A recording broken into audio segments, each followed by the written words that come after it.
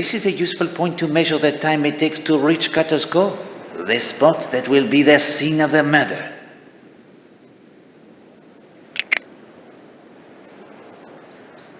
From the hotel to Cutter's Cove, it is 25 minutes.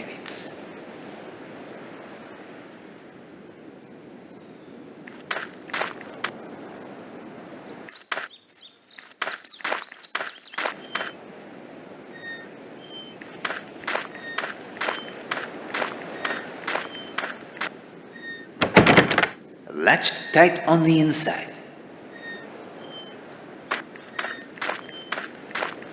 I did not mean to frighten you, my friend.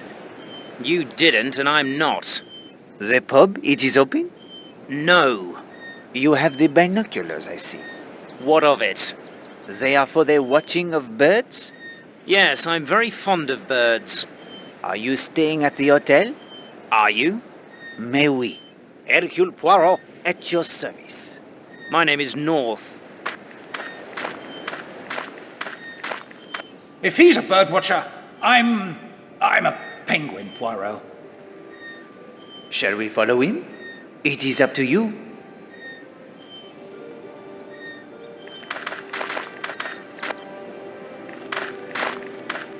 He's up to something, Poirot. Are you going to let him get away? My shoes are of the finest leather, buffed to a perfect sheen. I will not be subjecting them to sea water. Take them off, then. No. If you wish to cross the causeway, summon the sea tractor. I will not wait. Oh, for pity's sake. Poirot will not be wading in this story. That must be clear.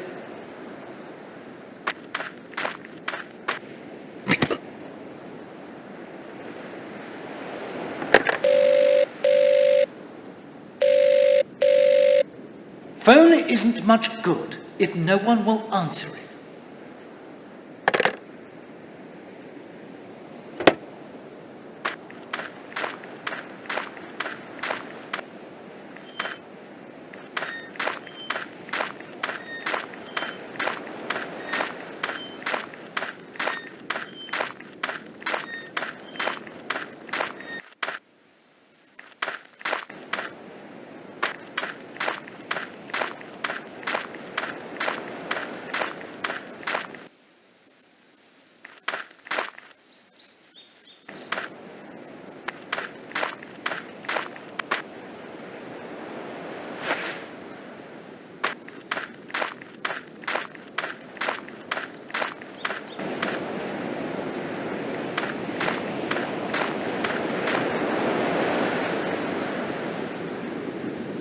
Hello there.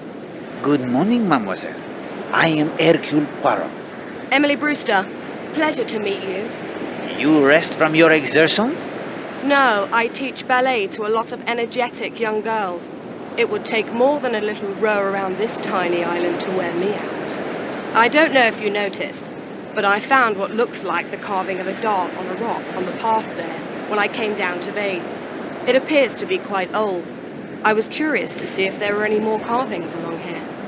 And have your investigations met with success? Nothing so far. The sea may have worn any away, I suppose. Are you enjoying Seadrift Island? To tell you the truth, Mr. Poirot, this was a necessary trip for me. I lost a very close friend several months ago. I'm here to try and come to terms with her death, and to reclaim my life if I can. Forgive me for being so frank to an innocent question. I'm not sure why I said that. Not at all, mademoiselle. People often find they can confide in me. Of course. You're that Hercule Poirot. There is more than one? I've heard of you, of course. I apologize, I didn't make the connection at once. Have you been here at the hotel long? 9 or 10 days. Have you formed any impressions of our fellow guests? Are you down here on a case, Mr. Poirot? No. For a short holiday only. Forgive me if the question was impertinent. Oh, I don't mind. Let's see. Horace Blatt is a wealthy businessman, of the sort one tries to avoid in London. Loud and boorish. I think he finds us all rather boring. The Redferns seem like a nice couple, but I've noticed a tension between them. If you want my opinion, Arlena Marshall is at the bottom of it. She's one of those women men seem drawn to, and other women tend to hate. Do you choose to bathe here instead of at the beach? Yes, I do so every day. It's just a few steps from the hotel. And there's this one gentleman, Major Barry, who seems to take a rather obvious interest in women in bathing attire. Makes my flesh crawl. So I try to avoid the beach. Good luck in your investigation. Thank you.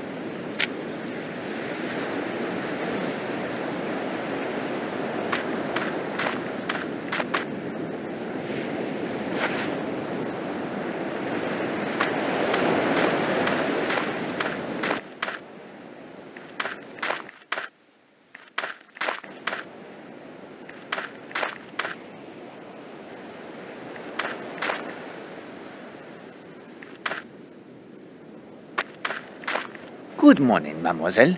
May I join you? I would be delighted. It's Madame Redfern, by the way. Christine. You must be Hercule Poirot, the famous detective. I am he. Modesty, old man. You may have reason to be modest, Hastings. Poirot does not. The old place was buzzing last night when you arrived. Ah, it is a perfect day for sketching. Yes, indeed. I'm trying to capture that sailboat down there.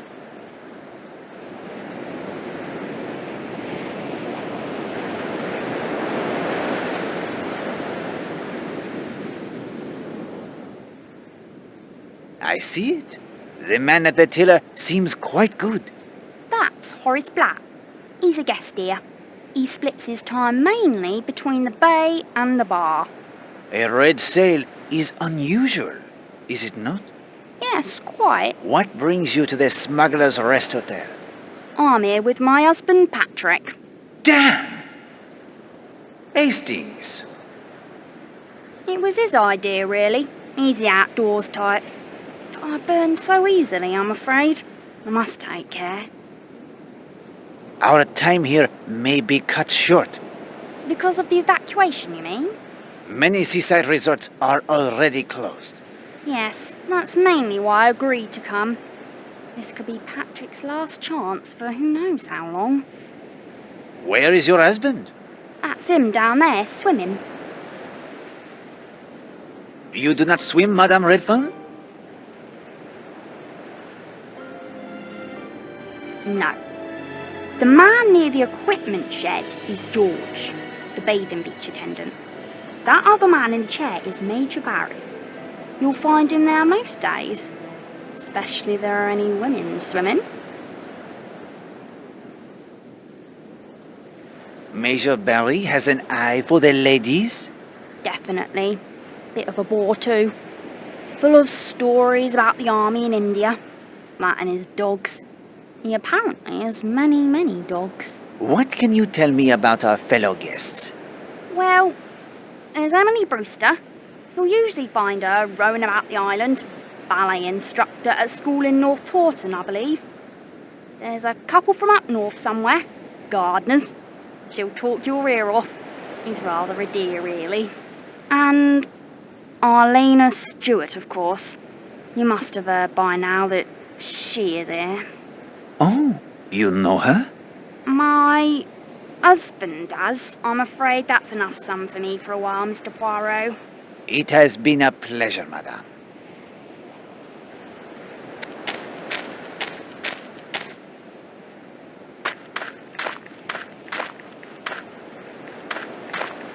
This is a useful point to measure the time it takes to reach Cutter's Cove, the spot that will be the scene of the murder. From the bathing beach to Cutter's Cove via the path, it is 18 minutes.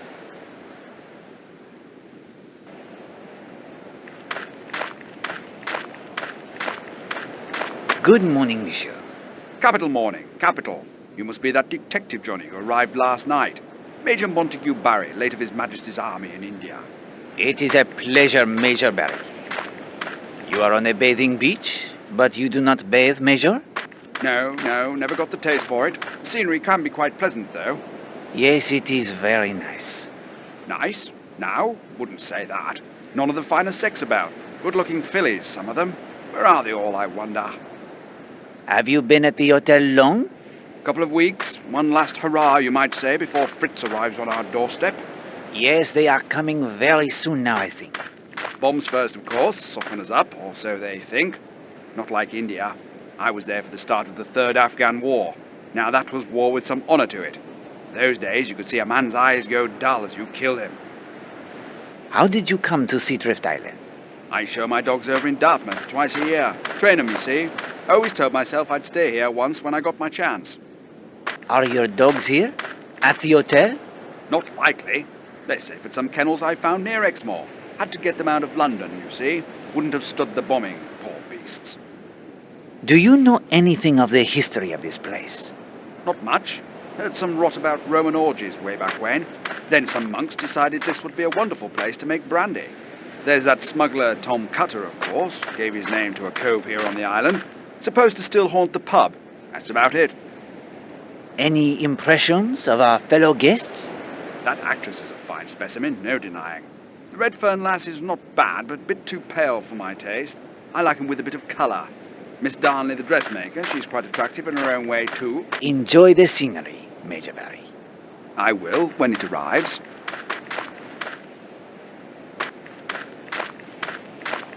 Morning, sir. I'm afraid the rowboat is out, but I could set you up with a nice rubber float. No, thank you. Poirot does not float. Oh, no worries, sir. A bit of exercise would soon help that.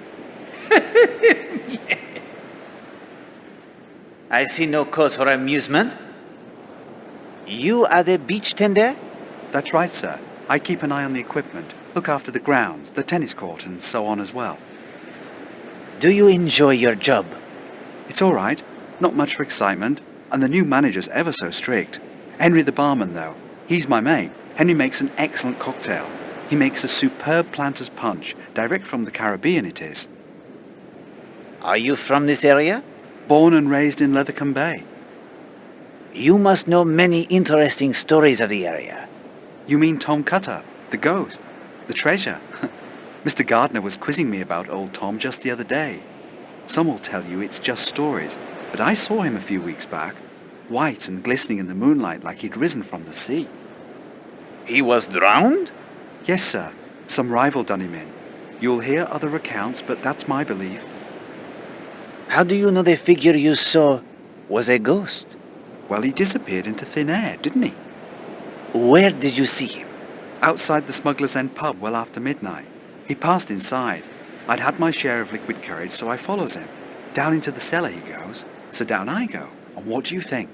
He was helping himself to a tankard of grog? Grog? What is grog, Hastings?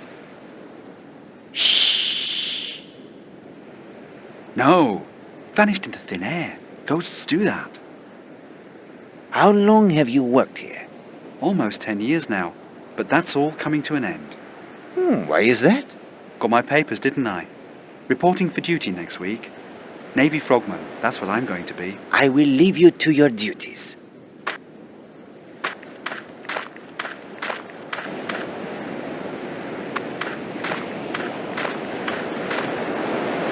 A length of sturdy cord. Hastings, I swim like the dolphin. I simply do not wish to swim at the present moment.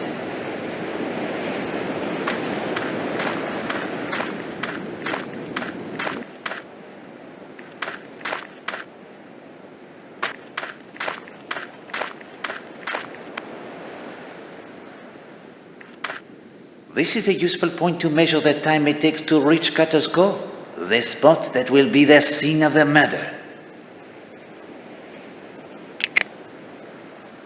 From the ledges to Cutter's Cove, it is 6 minutes.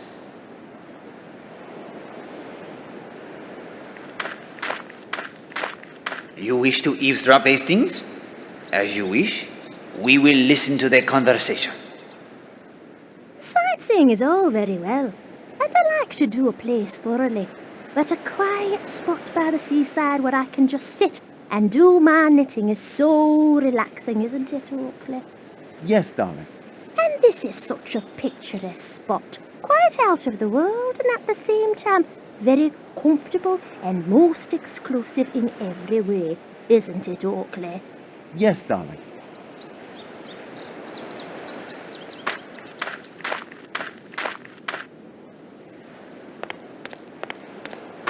Bonjour, madame. Bonjour, monsieur. I hope I do not disturb you. Why, of course not. He's not disturbing us, is he, Oakley? No, darling. You must be our newest addition. Mr. Hercule Poirot, the famous detective. You recall me telling you he would be joining us, Oakley? Yes, darling. I am Mrs. Carrie Gardner. This is my husband, Oakley. Very pleased to make your acquaintances. Are you enjoying your stay on the island? Very much. It's so peaceful and relaxing, so far from the cares of the world, isn't it, Oakley? Yes, darling. This is an interesting spot. Yes, isn't it? Not as much wind, I think, as the terrace above the bathing beach or over at Sanctuary Cove. Oh, look, Oakley. There goes Miss Brewster again. Can't think where she gets her energy. What business are you in, Monsieur Gardner? Oakley is retired, Mr. Poirot. He was manager and owner of the Lake District's best-known theatre company. These days I travel and indulge my passion for collecting rare coins. Enough of that. I'm sure Mr. Poirot isn't interested in old coins. Our fellow guests seem most charming. You think so? Some are, of course. Others, well, I wouldn't like to say, but I was telling Oakley just last evening that Stewart woman is paying quite too much attention to Mr. Redfern, wasn't I, Oakley? Of course, having run a theatre, I'm well aware that actors aren't like us. They have different standards. Lower standards. Yes, darling. And you should have seen Mr. Marshall and Miss Darnley laughing and joking yesterday. Everyone thought they'd just met, but apparently they are old friends. I will leave you now.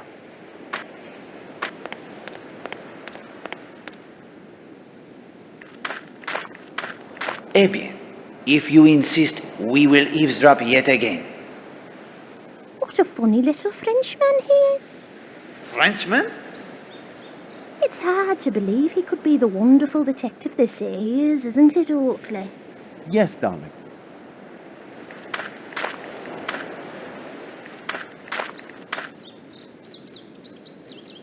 What are you thinking, Hastings? Poirot, he does not climb up and down the ladders?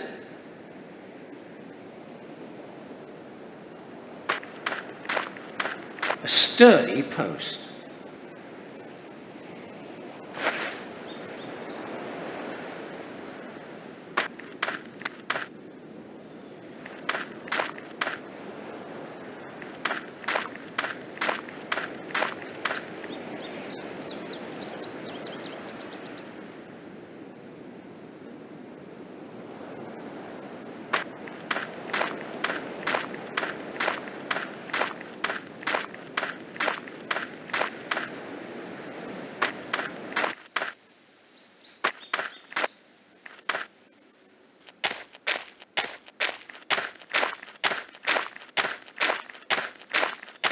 Hello!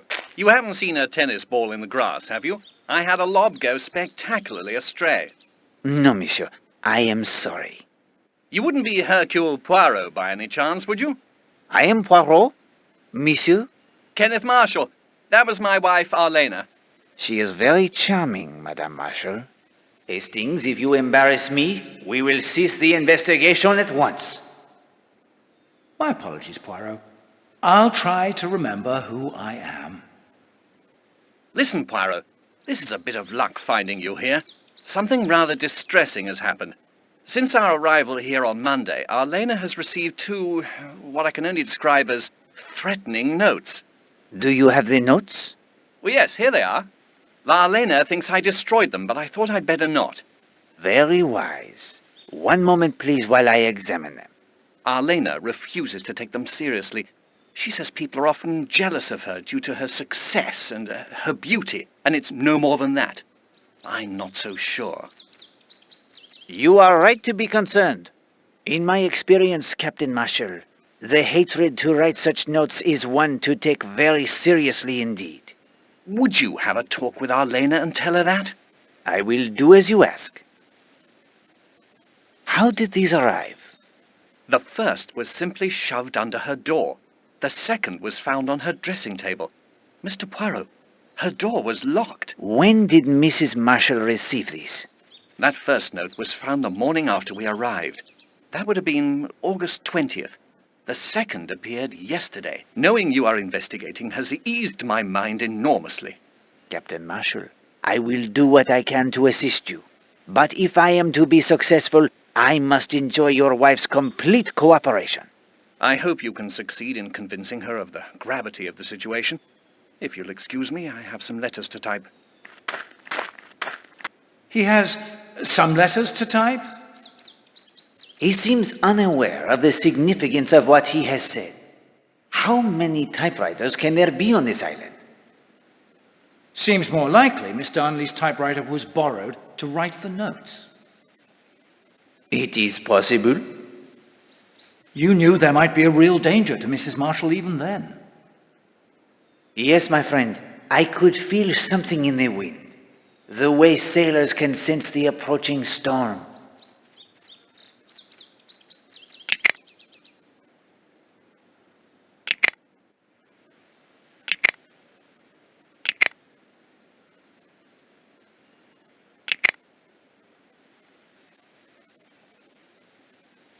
It is an unusual wreck for a garden, lad.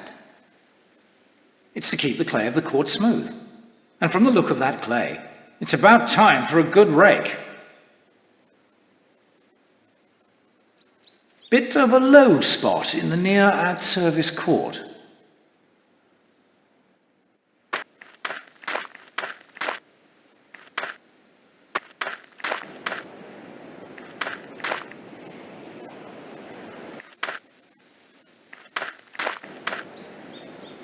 I imagine this was quite a beautiful structure before it went to pot. Yes, Hastings, religion cannot be faulted for its aesthetic at least. This is a useful point to measure the time it takes to reach Cutter's Cove, the spot that will be the scene of the murder. From the monastery ruins to Cutter's Cove, it is 12 minutes.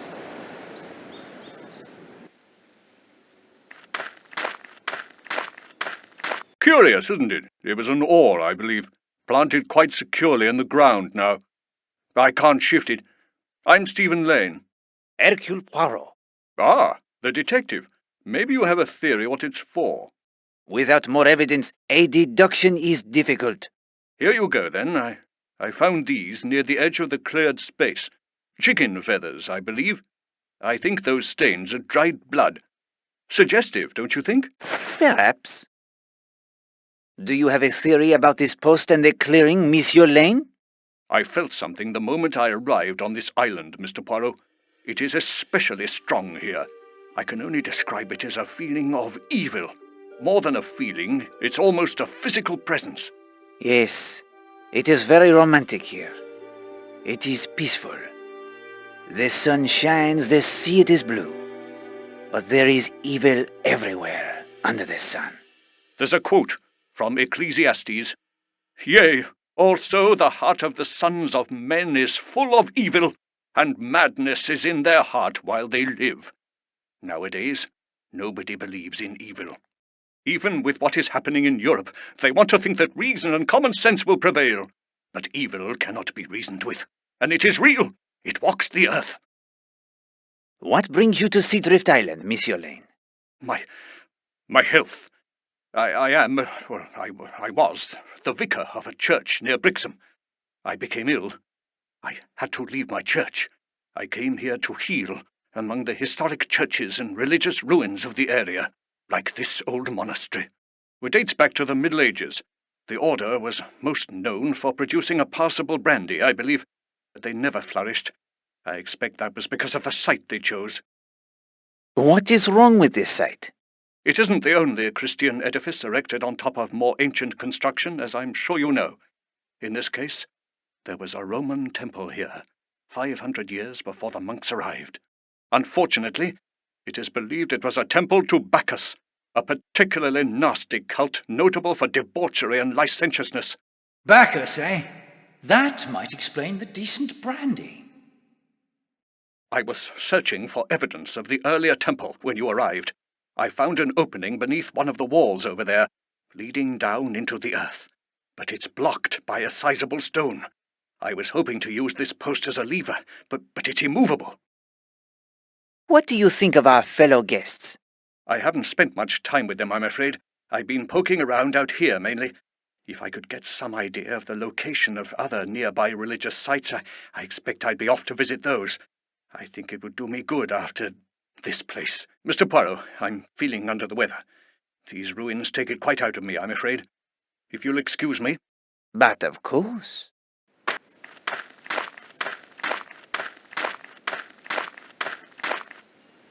This post looks like it was once an ore. But what is its purpose now?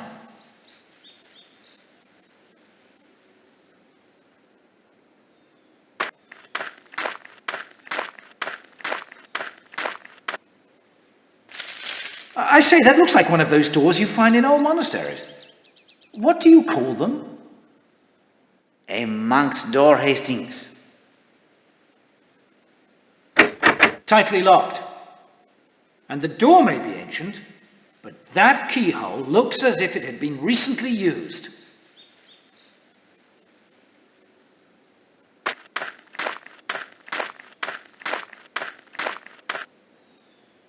There is quite a passage down there. We will need something more than good intentions to shift this stone, however.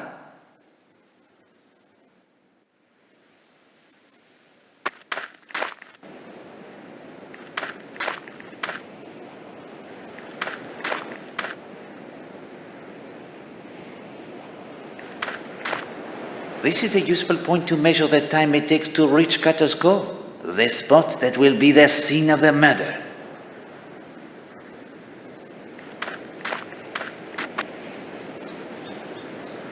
Bonjour, mademoiselle.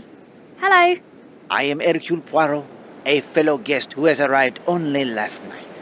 I'm Linda, Marshall. I'm here with my father and his wife. What about the pile of brush interests you so? It is just a pile of brush, isn't it? You wish it were something else? I was trying to make a blind so the Gilmores would come closer. A hunter's blind? I don't want to hunt them. They're wonderful creatures. I just want to study them. I would offer my assistance, but Poirot knows nothing of blinds, I am afraid. Wait, Poirot. That won't do.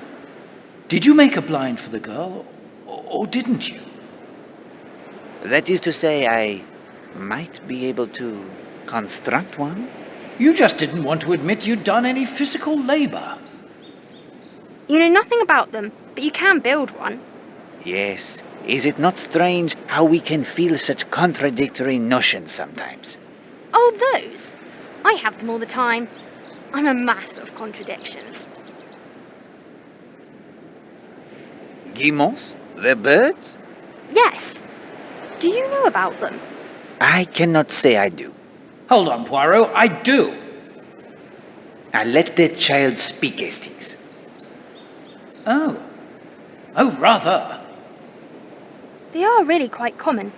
These are of the genus Algae. They live in great colonies. They look almost like penguins, don't they? They waddle along and bow to one another. And sometimes they purr, almost like kittens. Good heavens, Poirot. I never thought of it before, but do you know who they remind me of? They are truly marvelous. They seem to like it here very much. The government made it a sanctuary for them. That's what this place is called now. Sanctuary Cove. What brings you to the Smuggler's Rest Hotel? It was Arlena's idea. That's my stepmother. Are you enjoying yourself?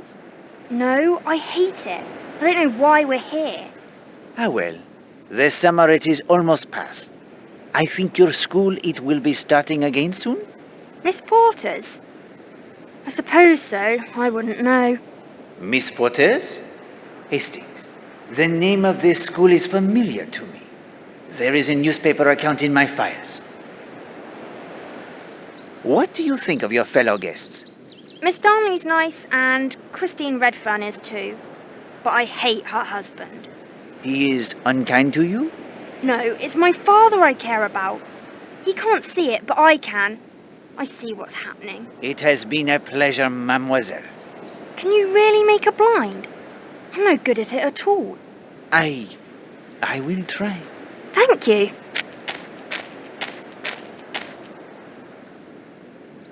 Hastings, what have you gotten me into now? Relax, old man. All we really need is some cord, a couple of sturdy posts, and something to anchor it all with. Tent stakes, for example.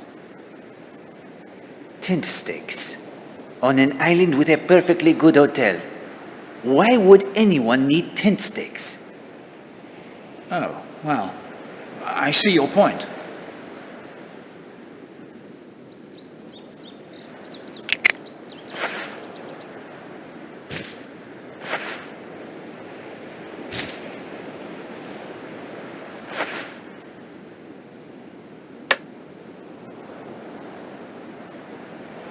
Hastings, what have you gotten me into now? Relax, old man. All we really need is some cord, a couple of sturdy posts, and something to anchor it all with. Tent stakes, for example. Tent stakes? Oh, well, I see your... The good detective knows even the most useful tool.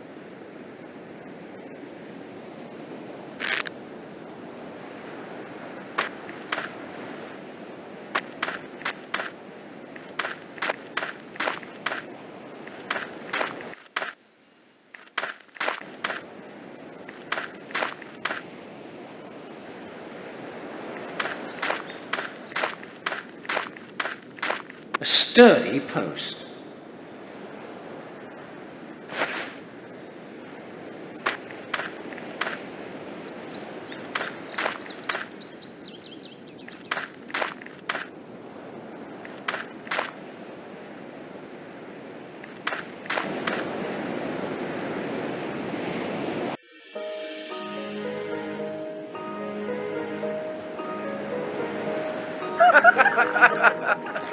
Patrick, darling, you're such a child. Man enough.